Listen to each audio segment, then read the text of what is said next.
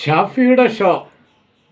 നമ്മുടെ പ്രഗത്ഭനായ നേതാവ് സനോജ്, DYFI നേതാവ് സനോജെ ഇതൊരു മനുഷ്യനാകണമെന്ന് എന്നോട് പറയില്ല. കാരണം ഒരു കമ്മ്യൂണിസ്റ്റുകാരന്, പ്രത്യേകിച്ചും പിണറായിൻ്റെ കീഴിൽ അടിമപ്പണി എടുക്കണ ഒരു കമ്മ്യൂണിസ്റ്റുകാരന് മനുഷ്യനാകാൻ കഴിയൂല. പക്ഷെ ലേശം ഉളുപ്പ് ഉണ്ടാണ് നല്ലതാണ്. കാരണം എന്താ അറിയോ, സമരത്തിലൂടെ വളർന്ന പാർട്ടിയാണ് നിങ്ങളെ പാർട്ടി. സമരം ഇല്ലെങ്കിൽ നിങ്ങളെ പാർട്ടി ഇല്ല. അപ്പം ആ സമരത്തിനെ പുച്ഛിച്ച് തള്ളരുത്. ഇന്നല്ലെങ്കിൽ നാളെ ഭരണം മാറുമ്പോൾ പല ലാത്തി ചാർജുകളും നടക്കും, പല ഭാഗത്ത് അടി കിട്ടും. അന്ന് തിരിച്ചു പറയാൻ ആളുണ്ടാവും. അന്നൊന്നും ഇത് ഉൾക്കൊണ്ട് മുന്നോട്ട് പോകാൻ എന്നെപ്പോലത്തെ ചിങ്കിടി നേതാക്കന്മാർക്ക്, അടിമ നേതാക്കന്മാർക്ക് കഴിയൂല. നമുക്ക് രാഹുൽ മാങ്കൂട്ടത്തിൽ എന്ന പ്രഗത്ഭനായ കോൺഗ്രസിൻ്റെ നേതാവ് രാഹുൽ മാങ്കൂട്ടത്തിന് ഒന്ന് രണ്ട് കാര്യങ്ങൾ പറയാണ്ട് നമുക്കാവുന്ന കേൾക്കാം. ശ്രീ ഷാഫി പറമ്പിലിനെ പോലീസ് മർദ്ദിച്ചിട്ടില്ല. ഏത് റിപ്പോർട്ടിന്റെ അടിസ്ഥാനത്തിലാണ് അയാളത് പറഞ്ഞത്? ഇന്ന് നിങ്ങളടക്കമുള്ള മാധ്യമങ്ങൾ റിപ്പോർട്ട് ചെയ്തിട്ടുണ്ടല്ലോ, ആ വിഷ്വലുകൾ, ഫുട്ടേജ് പുറത്തുവിട്ടിട്ടുണ്ടല്ലോ. ശ്രീ ഷാഫി പറമ്പിലിനെ തെരഞ്ഞു പിടിച്ച് പോലീസ് മർദ്ദിക്കുന്നതിന്റെ ദൃശ്യങ്ങൾ പുറത്തുവിട്ടല്ലോ. അപ്പോൾ ശ്രീ ബൈജു എന്ന് പറയുന്ന നൊട്ടോറിയസ് ക്രിമിനൽ, അയാൾ കള്ളം പറഞ്ഞത് ആർക്ക് വേണ്ടിയിട്ടാണ്? ശ്രീ ബൈജുവിനോട് പറയാനുള്ളത്, ബൈജു റൂറൽ SP പണി ചെയ്താൽ മതി. CPM ജില്ലാ സെക്രട്ടറി നടത്തേണ്ടുന്ന പൊളിറ്റിക്കൽ സ്റ്റേറ്റ്മെന്റുകൾ CPM ജില്ലാ സെക്രട്ടറി നടത്തിക്കൊള്ളൂ. അതല്ല, ശ്രീ ബൈജുവും CPM ജില്ലാ സെക്രട്ടറിയെ പോലെ തന്നെ പൊളിറ്റിക്കൽ സ്റ്റേറ്റ്മെന്റുകൾ നടത്താനാണ് തീരുമാനിക്കുന്നതെങ്കിൽ CPM നേതാക്കന്മാരെ കൈകാര്യം ചെയ്യുന്ന പോലെ തന്നെ രാഷ്ട്രീയമായി കൈകാര്യം ചെയ്യാൻ ഞങ്ങൾക്കറിയാം. അതുകൊണ്ട് IPS കൺഫർ ചെയ്തു തരാൻ സഹായിച്ചതിൻ്റെ ഉപകാര സ്മരണയുമായി ശ്രീ ഷാഫി പറമ്പിൽ അടക്കമുള്ള ജനകീയ നേതാക്കന്മാരുടെ മെക്കിട്ട് കയറാമെന്ന് ശ്രീ ബൈജു അടക്കമുള്ള ഒരാളും വിചാരിക്കേണ്ട. ഒരു കാര്യം കൂടി കൃത്യമായി സൂചിപ്പിക്കുവാൻ ആഗ്രഹിക്കുന്നു. ഇനി നിങ്ങൾ എത്ര ചോരയിൽ കേരളത്തിലെ മുഴുവൻ ജനപ്രതിനിധികളെയും, മുഴുവൻ കോൺഗ്രസ് നേതാക്കന്മാരെയും, UDFന്റെ നേതാക്കന്മാരെയും ചോരയിൽ മുക്കി കുളിപ്പിച്ചാലും ഞങ്ങൾ ഒറ്റ ചോദ്യം തന്നെ ആവർത്തിച്ച് ചോദിച്ചുകൊണ്ടിരിക്കും അവസാന ശ്വാസം വരെ. അയ്യപ്പൻ്റെ പൊന്നിൽ പൊതിഞ്ഞ, സ്വർണത്തിൽ പൊതിഞ്ഞ പാളികൾ എവിടെയാണ്? അത് ആർക്കാണ് ഇവർ വിറ്റത്? എത്ര കോടിക്കാണ് വിറ്റത്? അയ്യപ്പൻ്റെ പൊന്ന് കട്ടവന്മാരെ വെറുതെ വിടാൻ ഞങ്ങൾ ഉദ്ദേശിക്കുന്നില്ല. ആ ചോദ്യം ചോദിച്ചുകൊണ്ടിരിക്കും.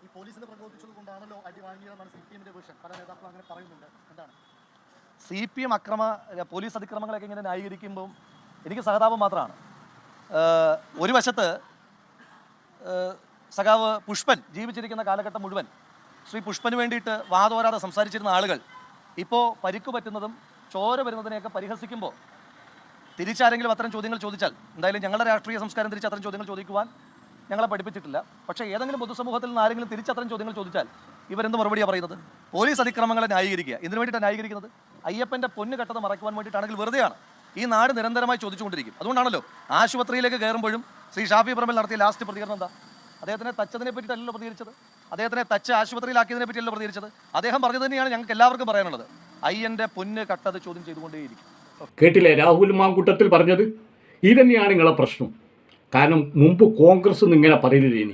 SP പേരൊക്കെ വിളിച്ചിട്ട് ഞങ്ങൾ കാണും, ഞങ്ങൾ കാണിക്കും, ഞങ്ങൾ ഒറ്റക്കെട്ടാണ്. അതായത് DYFI SFI എന്ന ക്രിമിനൽ സംഘടന, ക്രിമിനൽ പ്രസ്ഥാനം, അവരുപയോഗിക്കുന്ന വാക്കുകൾ കോൺഗ്രസ്സിലെ നേതാക്കന്മാരെടുത്ത് ഉപയോഗിക്കാൻ തുടങ്ങി.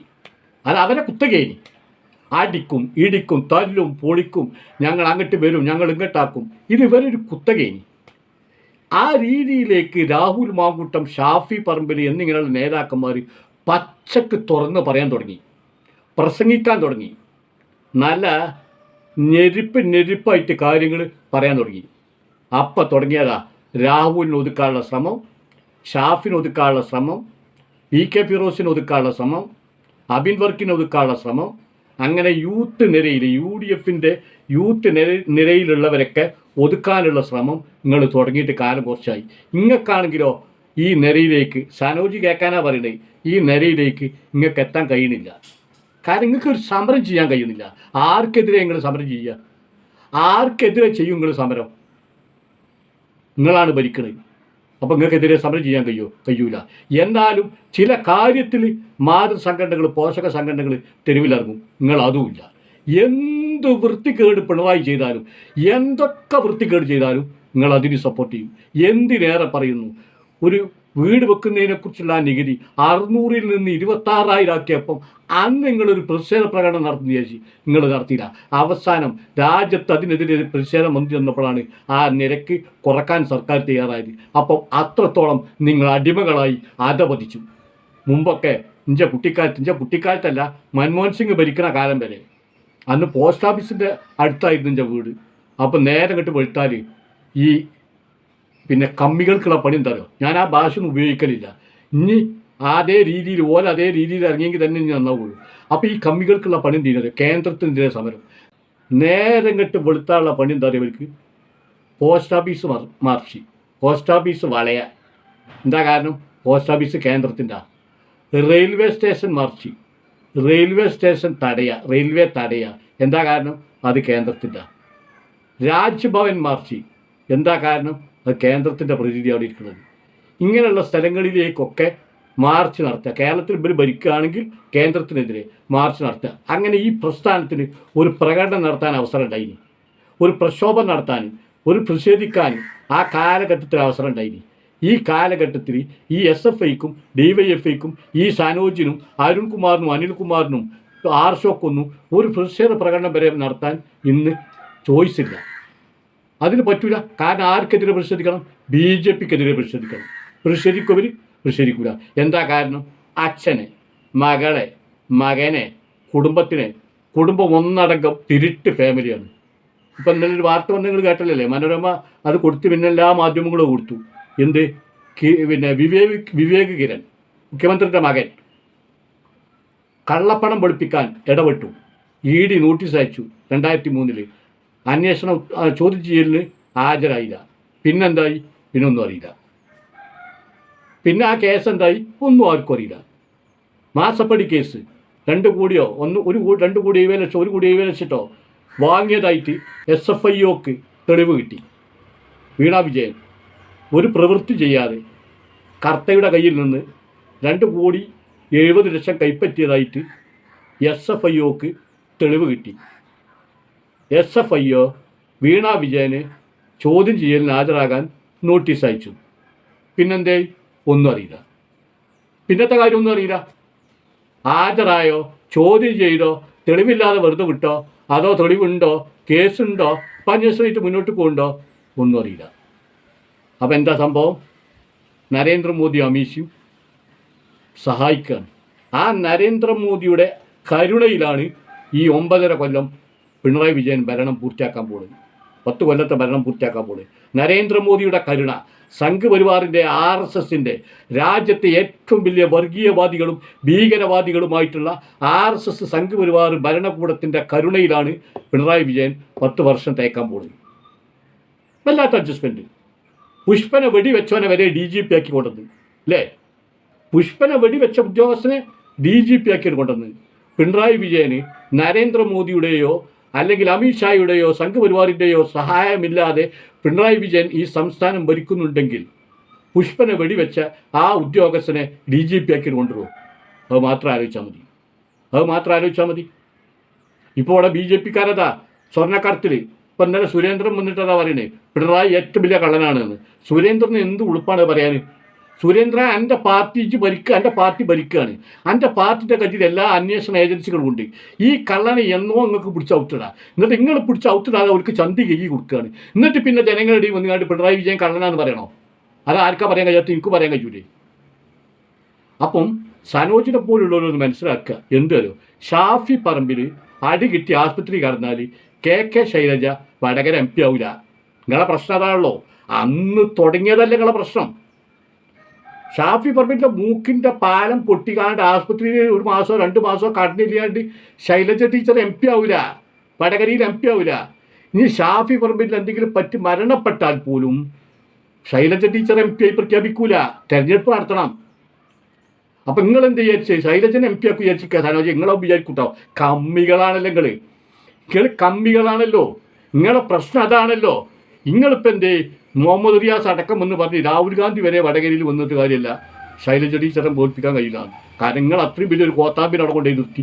നിങ്ങൾ സ്വപ്നത്തിൽ പോലും വിചാരിച്ചിട്ടില്ല ശൈലജ ടീച്ചർ അവിടെ തോൽക്കുന്നത്. അതും 1,16,000 വോട്ടിന് ശൈലജ ടീച്ചറവിടെ തോൽക്കുന്നത് നിങ്ങൾക്ക് ഇപ്പോഴും ഉൾക്കൊള്ളാൻ കഴിഞ്ഞിട്ടില്ല സനോജെ. നിങ്ങളെ പ്രശ്നം അതാണ്.